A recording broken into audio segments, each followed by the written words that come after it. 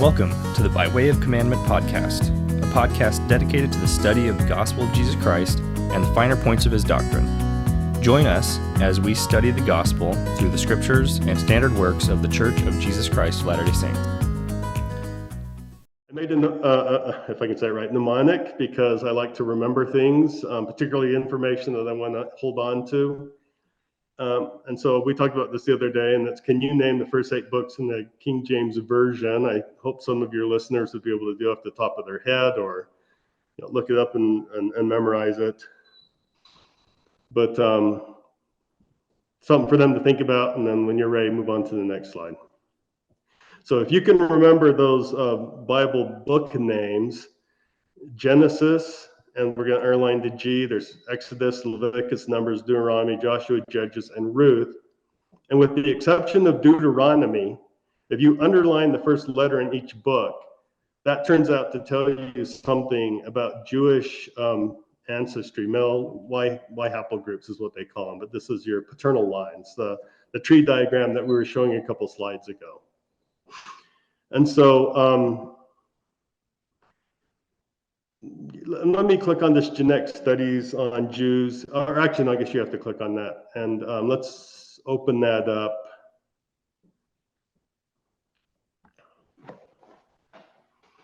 And then go ahead and scroll down, and they have a table here.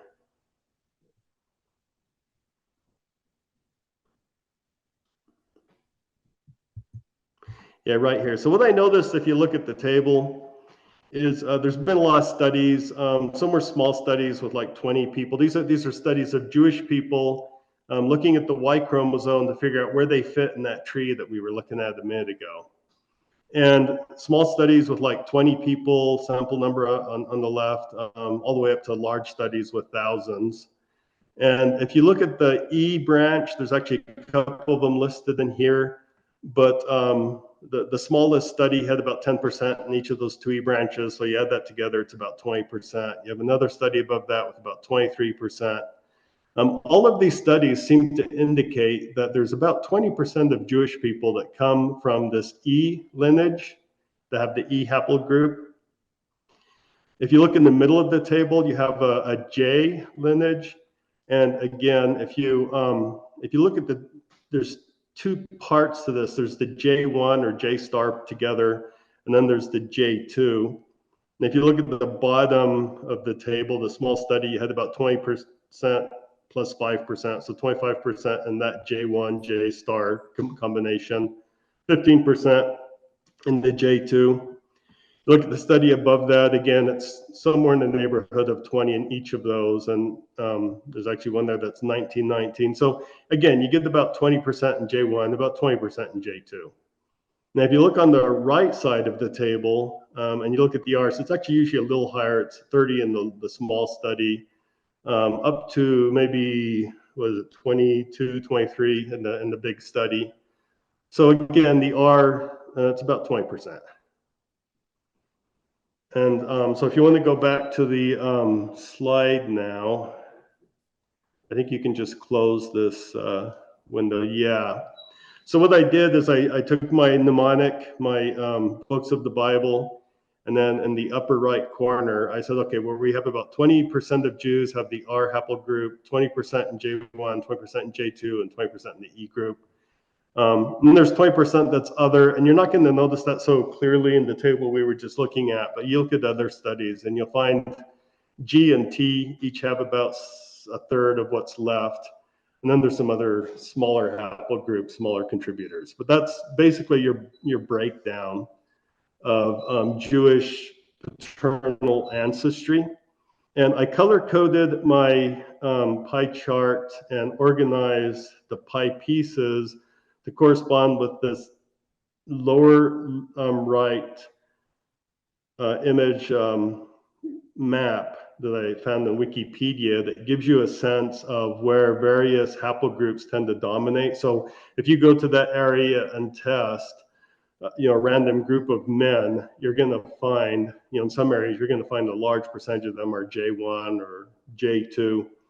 And if you look at the Jewish pie chart versus the distribution below it, you'll find out that where Israel sits is kind of on the boundary between J1 and J2, with the E haplogroups kind of being in North Africa, they dominate there, and then the R haplogroups kind of dominating up in Europe.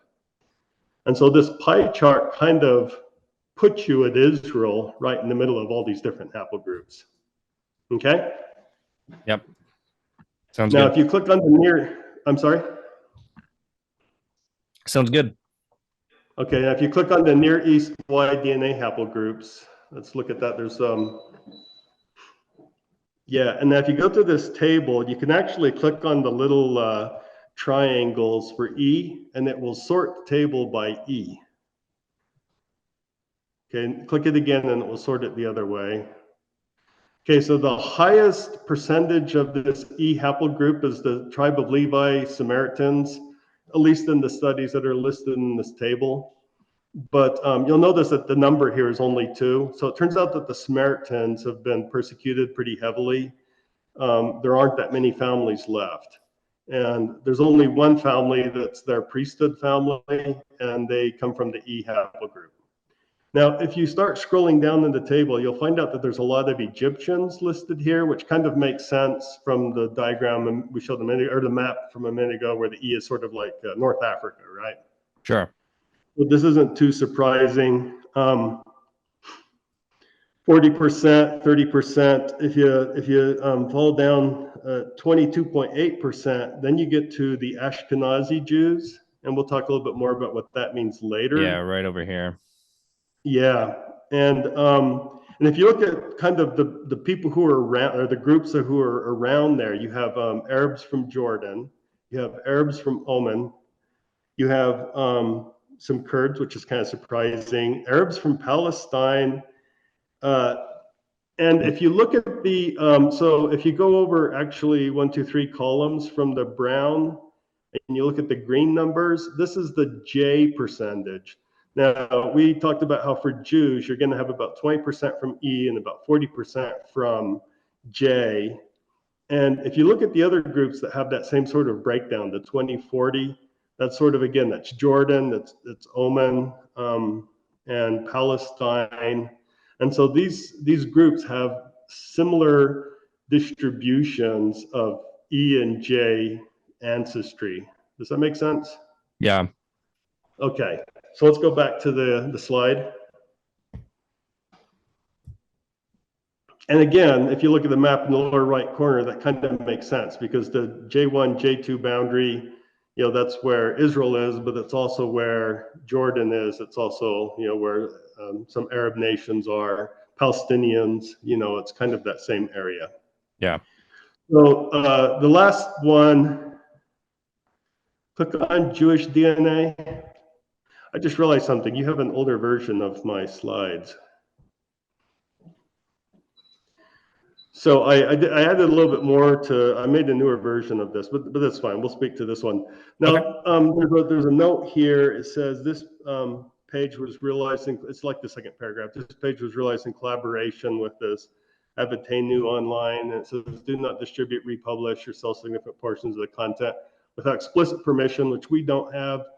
So, so we're not going to really, present a lot of this data, but just so that your viewers know, this is a Jewish effort to understand their heritage. And this aligns well with what we've already looked at. It's 20% from E, it's 20% from J1, J2, and 20% from R, and then the smaller groups. But one thing you see over here, you have these column labels, A, S, M, G, I, R, J, B, C. And what this is the Jews were in the diaspora. So there was, the Romans were the last ones that drove them out of Israel, and they had to go live in other places. And there were a lot of different events that occurred that caused them to have to relocate. And there are some very distinctive, how do I say this? There are very some significant events, like for instance, there was a time when Jews were welcome in Spain, and they set up a lot of communities there. They became very dominant there, they thrived there. and then and I should also say that that's related to the Moors from North Africa that moved into Spain, and they were sympathetic towards Jewish people, so they allowed them to really thrive there. But then when the Christians took back control, there was some hostility, and they were driven out. And so that sort of family history is, so I'm going to say the wrong one. That is your Sephardic Jews. I think that Sephardi actually means Spain in Hebrew, but so those are Sephardic Jews. So when you see an S here, that means that they have a family that went through that experience. There was another group of people who were sort of, Charlemagne was giving out, I can't think of the word for it, but he was basically allowing Jewish people in particular to set up communities. He invited them, he and his son and grandson. And so a lot of Jews ended up sort of on the Germany-France boundary. And then that lasted for a period of time. And then there was hostility. And so there was another king, and I don't remember his name, in Poland, Lithuania. I think it was the Poland-Lithuania Commonwealth that invited those Jews to move up into that area. And they call them Ashkenazi because, well, there's a biblical reason for it. It's not that important. But the point is that you will find with the Jews that were part of the Ashkenazi experience and the Jews that were part of the Sephardi experience, that you will have a family. So the AB1, AB2, AB3, these are paternal ancestries for Jewish people. And so you'll have like AB1 is a paternal ancestry for Jewish people. And yet some of their descendants ended up going through the Ashkenazi experience. Other ones ended up going through the Sephardi experience. And so even though there were some like population bottlenecks where a lot of people died for various reasons or because of persecution, even in spite of that, you will still find people in these two different groups that are related. They're from the same paternal ancestry. Okay. So I think we can close this. And again, your viewers will have to dig into this data. It's in the public, but it's not in the public domain. So I haven't asked for permission to really present their data. So I think we can move on to the next slide unless you have any questions or comments. No, I'm good. No. Okay, so I think that from the data we've looked at, we can draw a conclusion. I've written it at the bottom. Is that modern Jews have a paternal ancestry haplogroup distribution of 20% E and 40% J.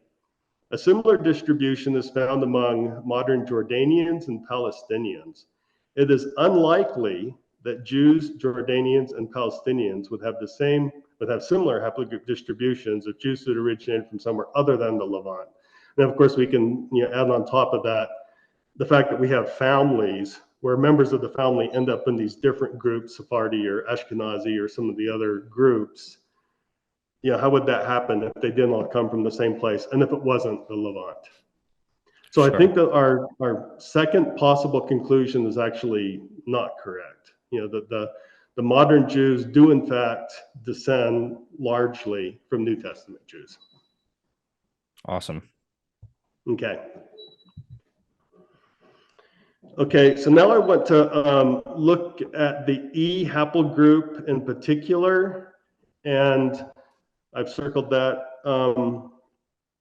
And in the lower left, so like I said, the DNA researchers are able to put together a history of these DNA groups, who are all the descendants, where are those descendants, and they can also start to map it out. And they'll say, well, look, we have a lot of E haplogroup people in this area based on the number of defects that we find.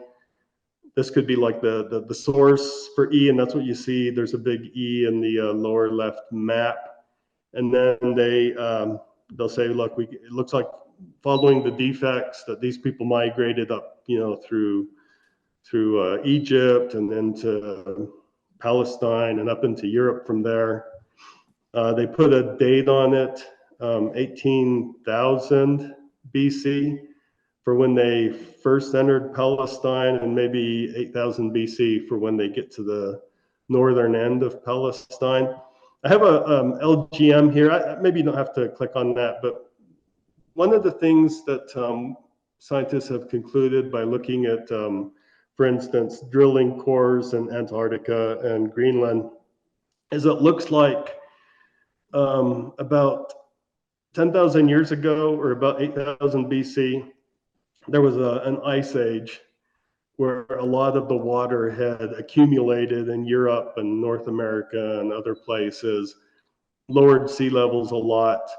But this 8,000 BC date becomes significant because a group migrating north through Canaan out of Africa wouldn't be able to go much further north from there, or at least not in large numbers, until things warmed up. This link right here in the Tufian culture, I don't know if we have to, I clicked on it the other day, your viewers, like I said, we'll try and make this available, they can click on their own. Basically, people who do archaeology, people who dig in the dirt and find artifacts and date them, have come up with this idea that there was a culture around this time period. They have tested some of the males and found out that they were from the E haplogroup. And so, it just correlates with what we're seeing in the map. And then the important point is if you look at the map at the top, now, 100 years before people were looking or even able to look at DNA, people were looking at languages. They were looking at, what are the similarities in words, what are the similarities in grammar and how you structure sentences. And they started putting together these families of related languages. And this one at the top, they call the Afro-Asiatic languages. And if you look at how that's distributed, and then you look at the map at the bottom where all the pink lines are going, you get the sense that the DNA research is correlating well with the language research. And also, if you dig into the archaeology, you'll find that the archaeology seems to support it too. And so what we have here is a case where DNA research, which is new, seems to agree very well with other older sciences and the findings of those older sciences. Does that make sense? Yeah, absolutely. Okay, next slide. So I had mentioned previously that the year 50,000 BC was important. And what the DNA researchers seem to have found is that they believe that there's a CF branch in that tree that we looked at earlier, and that crossed maybe through Yemen and Oman, southern Saudi Arabia, into India. And then from there, the C haplogroup spread all over the world. And so that 50,000 BC marker, the reason why there was this sudden explosion was probably because when they got to India, they had a lot of opportunities for different lifestyles than what had been available before, and it allowed them to have sort of a population explosion. So if you want to go to the next slide, unless you have a question. Now, the F haplogroup, which traveled with the C haplogroup, they also had an explosion, but in their case, through the defects, they have come to define pretty much all of the rest of the haplogroups that are in that tree. And what I've indicated on this map is I've looked at studies or Wikipedia articles. It used to, when I was first getting into this stuff, you had to go look up studies, but now you can just look at Wikipedia articles because it's already been collected there for you, to figure out when did each of these haplogroups first make it into the, say, the Fertile Crescent.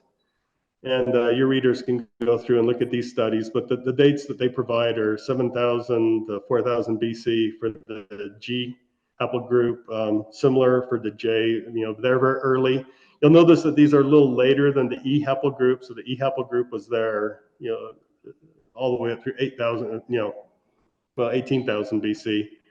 The T was really interesting in this study because they said it was kind of only introduced during this very short time period, and it has to do with the Copper Age. And then R was like one of the last haplogroups to turn up in the Mideast. I put some links over here for Joshua's altar because archaeologists have found a location in Israel where it looks like this was the first group of Israelites to live there. And this is significant too, because I mentioned earlier, Joshua and Judges give two different pictures of how the Israelites entered into Canaan. Joshua says they came in as a mighty army and wiped out everyone that was there and then settled themselves. Judges says when they were strong, then they put the Canaanites to tribute.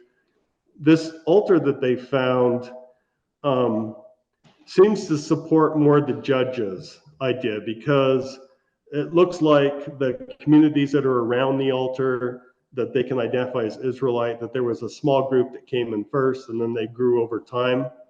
There was another thing that happened in 1200 BC is a pharaoh passed through this area and he encountered a group of people that he identified as Israelites. So I don't have that link here. I had added it to another presentation, but I hadn't sent you the newer one.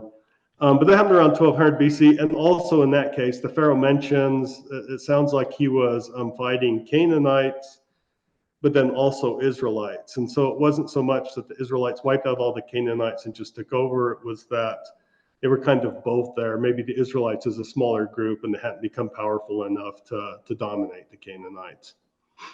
Shiloh, which is Bible stories from there. That was the next settlement location as the Israelites were starting to grow now and become more dominant up through 1250 BC. And then of course after that you start getting into the kings, David and Saul and so forth.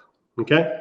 Yep. But the point I want to make here is the dates that the DNA researchers give us for when these different haplogroups were in the Fertile Crescent are early enough that they may have already all been there before the Israelites got settled. Okay, interesting. Yeah. Any questions or comments? No, I think I'm with you. Okay. So we had already circled the E haplogroup and talked about them as a group that came from through Africa and then up to North Africa. Now I've circled the two J's. There's some links here. Well, it's actually just all goes to one page, but it, just like we had the page we looked at that gave percentages for different groups in the Mideast, this one gives percentages for different groups in the Caucasus Mountains. And interestingly enough, you'll find that there are groups in that region that have very pure DNA. So you have like the Dargans are 90% J1, the English are 80% J2, and the Shapsugs are 80% G. And so the what it looks like, and again, you'd have to look up some studies and read about this, is that these groups migrated from the north down into Palestine. And as they migrated, they intermixed, and so that when you get into like the Jordanians and the Israelites and people in the Palestine, that they're a mixture of these groups. And on the left-hand side, you will see the map of where the J haplogroups dominate. And if you look at the language map above that, it's almost a perfect overlap for the Semitic languages. So we have the E haplogroup, which came in first. They are the Afro-Asiatic languages, which the Semitic languages are actually part of that. So they sort of put in this base layer of population. And then later, as these J groups came in and intermingled with the E's, then they came up with the Semitic languages, which are a derivative of Afro-Asiatic languages. Does that make sense? But again, the overlap of languages and haplogroups is pretty clear. Yeah. Okay. Yep. Next slide. And so the last layer I want to talk about is the R. This, as we look at with the dates, is probably the last group to come in. You have the migration map in the lower left, and the language family that seems to overlap with this haplogroup is the Indo-European languages, which is, that's your Germans, that's your English, Italian, European languages. And so this haplogroup seems to be closely associated. The people who carried this haplogroup were also the ones that were developing the Indo-European languages. Okay. All right.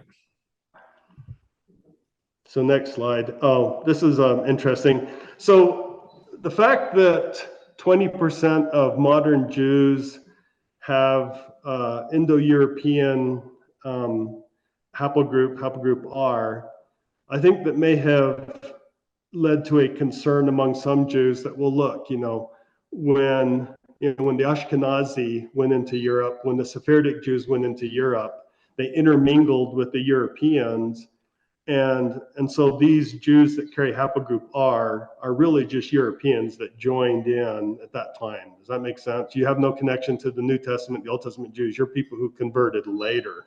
Sure. And so there was one family, the link in the middle of the left, they dug into their, not just that we're part of haplogroup R, but exactly what part. Because if you look on the left-hand side, it turns out that haplogroup R1b is kind of in the Western Europe, and haplogroup R1a is kind of in Eastern Europe. But they dug down to those of us who are from this haplogroup. A lot of us fall in this. It's the Z93 that's in the tree there. And if you look at the map of where those people are found, it's not really in Europe at all. It's more in Central Asia. And so, and then I have some statistics written here. So if you we don't need to do it right now, but if your readers want to go look at that study, they found that the Ashkenazi Jews, 13% of them.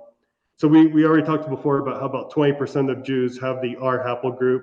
Well, about 13% of Jews have this particular branch, which is not tied to Europe. And so it probably isn't the case that these are just people who converted to Judaism while they were in Europe. These are probably people that came into Judaism through some other means earlier on, maybe, and through East or Central Asia, not through Europe. Does that make sense? Yeah. Really interesting finding. I think I had mentioned before that the Samaritans, when we were looking at the table, there's only like one priesthood family left in the Samaritans, and it comes from the E haplogroup. Well, the Ashkenazi Levites, 64% of them come from this heritage. So it's and again, this is I think kind of problematic for for the Bible tradition that to be in the priesthood, you had to be a direct descendant of Levi, because we do have priesthood turning up in different haplogroups, not just in one. Sure. Okay. I just thought this was an interesting side note that the Afghan, because if you look at where that yellow spot is, that's like kind of Afghanistan, and there is a group in Afghanistan called the Pashtuns. If you read the study there, if your readers want to look up that study, it turns out that about 40% of Pashtuns come from not the exact same branch, but pretty close to the same branch as the Ashkenazi, Levites, this R haplogroup. It turns out that the Pashtuns have tribal names that sort of reflect Israelite tribal names, like they have a Rubani and they have a tribe of Joseph and stuff. And so there's been a long tradition among Pashtuns, particularly their royalty, that they actually descend from the lost tribes, that they went there. And the other link, if your listeners want to go to that, it's Jews also reciprocate, and sometimes they'll post articles and say, hey, I wonder if these guys really are our relatives or not. So yeah, sure. Latter-day Saints are always interested in lost tribe stuff, right? So there's an interesting connection there. Absolutely. So next slide. So I think that we can now say something about the first possible conclusion, and that is that the science is false. And what I think the data shows is that the geographic distribution of Jewish haplogroups E, J, and R are respectively roughly correlated with the Afro-Asiatic, Semitic, and Indo-European language families. So it is unlikely that haplogroups and language families would have similar geographic distributions unless the United States were accurately determining paternal ancestry. And and just to add to that, if you really dig into these studies, you'll find out that it's not just the languages and the haplogroups that are agreeing, but it's the archaeology. Go dig and find artifacts, and you'll find that there's a story that pretty much correlates. And so I think that the science of DNA haplogroups is probably accurate. It's probably giving us the same information that we get from other sciences. Yeah. So the possible conclusion that the science is false is in itself likely false. Yeah, it's not correct. Yeah. So we'll get back to that later, but that's where I think the data takes us. Okay, now I'm going to go back to haplogroup E, and I want to do something different this time. On the right-hand side, I want to refer back to those scriptures that I mentioned very early on in Exodus. It says the children of Israel went away and did as the Lord had commanded Moses and Aaron. And then they bring this, talks about the mixed multitude. And if you look at where the E migration goes in the map in the lower left, it kind of starts down in East Africa. And then it goes up. Actually, I put in a mnemonic on the middle of the right-hand side of this plot or of this PowerPoint. And I say E is for Ethiopia and Egypt and the Exodus. So Ethiopia, those people migrated through there. They migrated into Egypt. And then I'm not implying, of course, when we looked at the dates of when these migrations happened, it was much earlier. So I'm not implying that the Exodus gives the full explanation of how they all got up into, the Mideast and up into Europe. But what I'm saying is when Moses led the Exodus, he was leading people out of Egypt, which we know has about a 40% or higher percentage of the E haplogroup. So if he brought the mixed multitude, a lot of them would have E haplogroup. Sure. Okay. And if you click on this 10 plagues, Egyptian 10 plagues, so this is just some random site I found from some Christian group. It's not necessarily anything special, but it talks about, and if you scroll down a little bit, it first has some Christian ideas, but about Jesus and things. But scroll down a little bit, and I'll keep going. What they'll do is they go through the 10 plagues that Moses brought on the Egyptians, and with each plague, they can explain how there was an Egyptian god that was supposedly in charge of that aspect of life. And when Moses brings a plague, the plague shows that Moses's God has control over what this Egyptian God supposedly had control over. And so it looks like what Moses is doing, or God is doing through Moses, is he's challenging each Egyptian god. Does that make sense? Yeah, I think a number of my listeners will be pretty familiar with this idea. But for those who aren't, this is pretty fascinating the first time you kind of read into it. It starts to make things make a little more sense of why the 10 plagues were what they were. Mm-hmm. So let's go back to the slide when you're done scrolling through these plagues.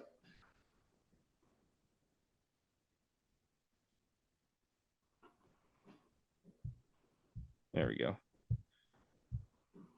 Okay, so what I'm doing here, I didn't want to imply that I think that Moses was from haplogroup E. Actually, I think that may be true, but the Bible narrative presents him as being a descendant of Abraham, and it gives a lineage.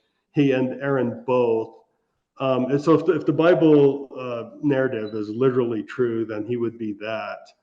But I do want to point out that by challenging the Egyptian gods, Moses, like if you're Egyptian, like you're part of that mixed multitude that's following Moses, and you're thinking, should I stay and keep worshiping the Egyptian gods? Should I go with Moses and worship, whatever Moses is going to bring us? The fact that they had these plagues and challenged each of those Egyptian gods makes the decision a lot easier. And so I think we have to think of Moses. I called him a team captain, and I called Aaron the team chaplain. Maybe that's corny, but I just want to point out that we have to sort of look at Moses as a cultural tool to help those Egyptian people, come over to worshiping a different god. Yeah. And so for the Haplogroup, I have, oh yeah, and I never did explain the number I put next to that. You remember the site that we went to with the Jews that were doing research into their ancestry? Yeah. They what they ended up finding is that the lines that they've been able to trace back, they've come up with around 600 or 700 distinct family lineages. And so, according to them, they say there wasn't, just Abraham. There was these 600 other ancestors that contributed to Judaism. And so for the Haplogroup, they found 166 lineages that contribute. So maybe that would be, say, part of this mixed multitude that followed Moses. Sure. And so I've got E here. I put in the number of family lineages that they have identified. The language family is Afro-Asiatic. And then I want to say Moses and Aaron are sort of involved in missionary work or conversion work for Egyptians, for people from the Haplogroup. Okay? Yeah. I wonder if you could touch on just briefly the Tabernacle link here. Click on that one too.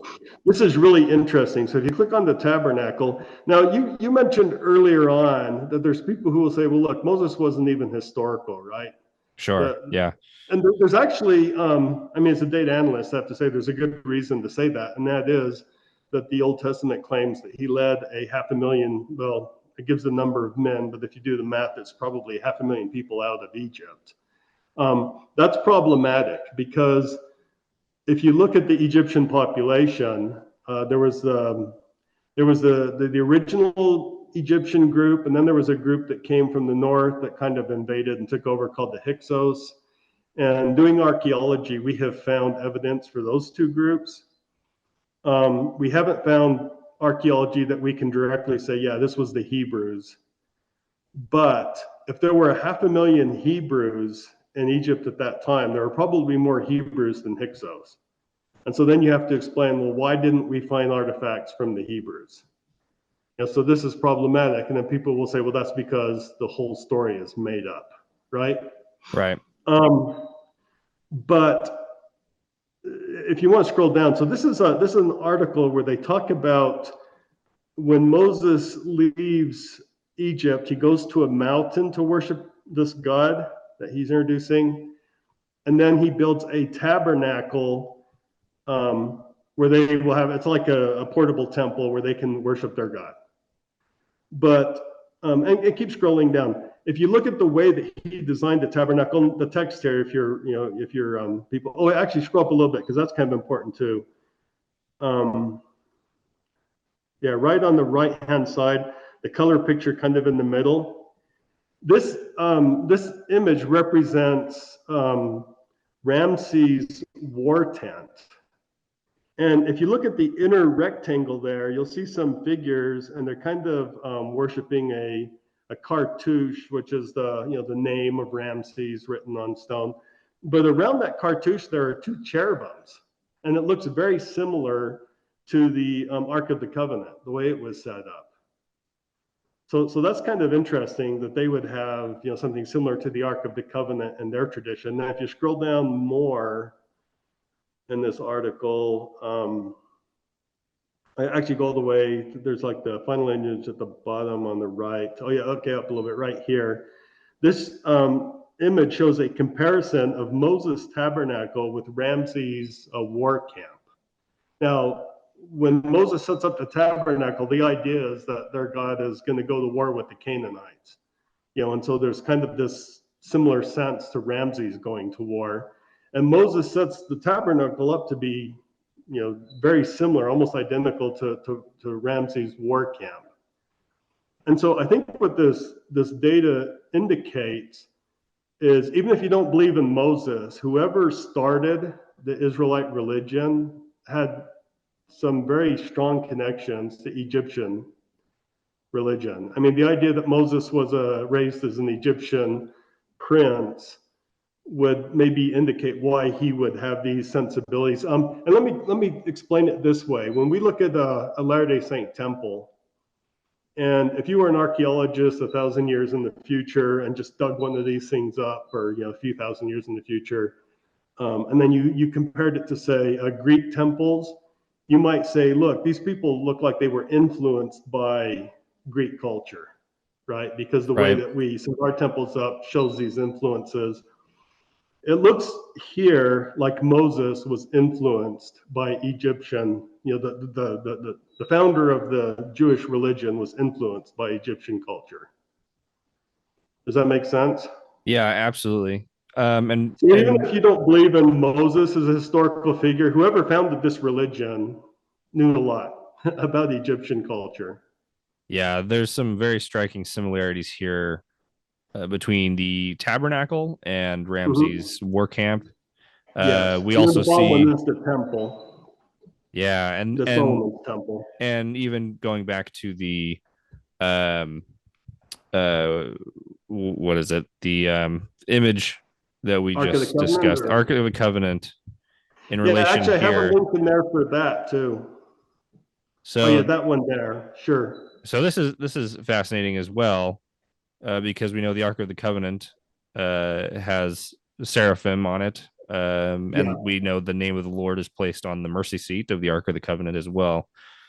correct. So some very striking similarities here that definitely lends itself, along with the E haplogroup Yeah. genetic marker of these peoples, lending itself to the idea that whoever it is that is writing the narrative of the Exodus uh, is doing so heavily influenced by Egyptian culture and religion. Mm-hmm. Correct. And then we now have this 20% of Jews having the E haplogroup heritage, which lends itself to the idea that yeah, maybe there was, if not a half a million, people in an Exodus, there was at least some component of an Exodus where people came out of Egypt, bringing the culture, bringing the haplogroup, and then joining in with the other Israelites. Yeah, a If you want to go mixed. back to my presentation, we should also look at the link that I put for the Ark of the Covenant. This is an article from another guy, and you can scroll down a little bit. It says a lot about it, and then there's some pictures that I think, yeah. So this is that's a reconstruction of the Ark itself as described in the Bible. So again, you have those angels on there, the seraphim, just like you saw Mhm. in the Ramses war tent. Yeah. If you want to scroll down a little bit more, this is just an example of an Egyptian basket, I think.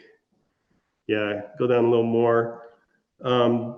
Again, another piece of Egyptian furniture. Now this one, okay, right here we have King Tutankhamun had this thing, and it also has the pole so you can carry it. So this again is similar to the idea of the Ark of the Covenant where they would carry it around, except on top of this ark you have Anubis, which is an Egyptian god. And Right. so this idea that Moses had, this inspired idea to build the sort of basket and to have the seraphim on, and we're going to carry that around, and that will represent our God going with us. This is something that the Egyptians would have really understood. Or if you were an Egyptian who followed Moses, this would have made a lot of sense to you. Yeah. So So if I you want go down a to little bit, I go want to ahead. say something that's a bit tangential, but I think highlights a principle that is happening here. There's quite a bit of talk in the church and especially amongst its detractors about the relationship between the current or modern uh, temple worship and something like Mm, Masonic ritual. yes. What I want to say here, what I wish to highlight is if we are to understand the biblical narratives to be teaching eternal spiritual truth about the nature of God and our relationship to him, and it's using the Mm-hmm. vehicle of these stories, whether historical or otherwise, to teach us these principles, and we can clearly see that the writers of the Exodus uh, are are using existing cultural, linguistic, and historical understanding of the religion of the Egyptian people, and they're, for lack of a better term, appropriating that into the worship of Yahweh the divine creator who we believe to be the God of all. Mm-hmm. That lends itself very easily, in my opinion, to the idea that a prophet or group of individuals seeking to worship the Lord in all sincerity can be inspired to take existing understanding of cultural and religious artifacts, rituals, etc., and appropriate them in a way that helps them better make sense of how they can worship God in the way that they believe they're inspired to do so by Him. Yeah. Yeah, I think that God is speaking to us in our language. If you're an Egyptian, your language is to see a God being carried around on some kind of an ark with poles. You see that, and it speaks to you because that's what happened in Egypt. Seraphim, the other things that we see coming from the Egyptian culture, God gave them that because He was speaking to them in a way that made sense to them. And for Joseph Smith, it's not just the Masonic influences into the temple, but he had seer stones. This came from what was sort of a superstition that people had at that time. But then still, God worked through that, as we believe, to bring us to the where we're at. And so God does speak to people in the language that they understand. And if you want to scroll down a little bit more, so this is an actual picture of what the Egyptians would do. So they, in Egypt, this would make a lot of sense because you have the Nile and everything kind of gets shipped up and down the Nile. That's their big river. It's how they, maintain their kingdom. The Pharaoh would probably be, going up and down the Nile in the boat to administer the people that he ruled over. So to put a god in a boat and have that move around, that would probably make a lot of sense to them. But here again, we see how they carried it around just like the Israelites end up doing with their God. So different God, but they keep a lot of that cultural symbolism. Yeah. So we can probably move on, unless you have some more comments or questions. No, I'm good. Let's keep going. Okay.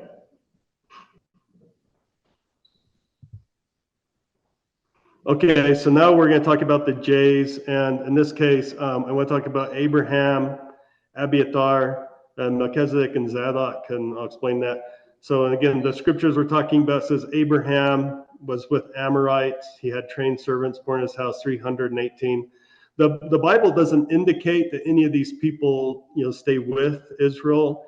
But as I mentioned before, I think that would have been problematic. It's like the son-in-law problem where you say, well, if this guy's not a direct descendant of Abraham, then how can he be part of these covenants? But the fact that these are referred to servants born in his house, I think that, maybe it makes sense to think of these people as part of Abraham's family. Maybe some of them do become part of Israel. And I think the same thing with Melchizedek. He was the king of Jerusalem. Later, David conquers that city. As far as we know, some of those influences, some of those descendants could end up with David. And of course, in the maps, we showed how the J2 and J1 correspond with the Semitic languages, with the J2 being the northern part and the J1 in the southern part. I have and I made the mark for that. So J is for Jacob and Joseph, Jerusalem and Judah, and Jethro. Let's start at the bottom this time. Go to the statue of Yahweh.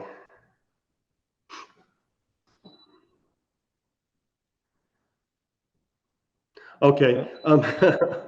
This is a guy's video. Maybe you have to wait till the commercial's over and just kind of slide along. I put this in here if your viewers want to watch it. It's kind of fun. So this is a guy who goes to Bible sites. And so if you want to grab it and scroll along to see this little inscription right here. And then, there it is. He outlines it and then pause it right there. So it turns out that the Egyptians, around 1300s BC, actually maybe early 1300s, all the way to maybe 1400 BC, they encounter this group of people in the desert that are calling themselves the nomads of Yahweh. Nowadays we would call them, well, they call them Sashu of Yahweh, but nowadays we would call maybe Bedouins. So they encounter these Bedouins that are worshiping a God that's called Yahweh, and in our modern English we would interpret that to be Jehovah. And so again, so in the last slide we were talking about Moses and how he seems to be bringing this this Egyptian culture with him, the way he sets up the tent and the way that he sets up the Ark of the Covenant. But then the Israelites aren't going to worship Egyptian gods. They have a different God they're going to worship, and we understand in the Old Testament, this Yahweh, this name appears all over, and this becomes the Jehovah for us to worship. So the reason why this is interesting is because the Old Testament claims that Moses, the God that he ends up worshiping, is when he went out into the desert to get away from Egypt himself as a young man fleeing from the Pharaoh. He lives with some Bedouin, and while he's there, they teach him about his God, and then he sees that God in a burning bush and is sent back into Egypt. This verifies that there were, in fact, Bedouin worshiping Yahweh, in roughly this time period. So again, that part of the Old Testament does seem to have archaeological support. Cool. And okay, also let's go back to the PowerPoint. And then based on the map in the lower left, these Bedouin would probably be from Haplogroup J, and they would be a Semitic people. There's also some indication that some of them went with Moses. I think Caleb in particular may be identified as being from, not from the group that came out of Egypt, but from this other group, and that he joined and ended up becoming part of Israel. And there were also, I think they're called Rechabites, and there's some indication that they, like for instance, they wouldn't live in homes, they lived in tents like the Bedouin do. So there's some indication that they may have also been this component, possibly from the J Haplogroup. So the Jethro at the bottom is the name of Moses' father-in-law. I don't know if we need to click on all these, but Death of the Gods, let me just explain that. So this is, see, I'm not gonna remember the guy's name. Oh yeah, Richard, I can't think of his last name. This is an interesting idea that he has. So this Psalm 82, it's kind of hard to know what it's talking about. And his theory is that there may have been some translation changes or someone may have tinkered with it.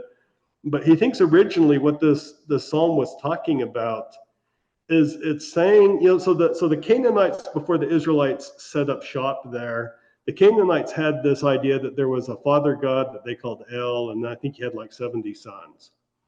And these 70 sons would like worship all the little, or were in control of all the little different city states. So each city state would have its, its own god that was for them.